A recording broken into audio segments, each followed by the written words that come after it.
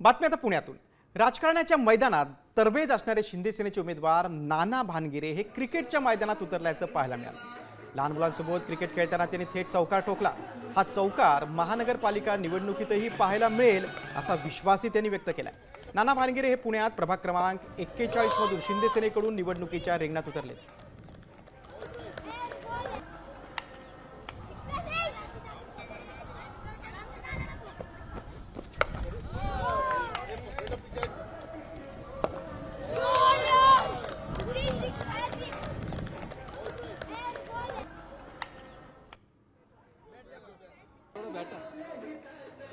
आमचे छोटे क्रिकेटर या ठिकाणी दिसले। एक जुनी आठवण आल्यामुळे आम्ही बी थोडंसं या मुलांसंग क्रिकेट खेळलो आणि बाउंड्री मारली आणि निश्चितच चौकार मारायचे त्यामुळे बाउंड्री मारली।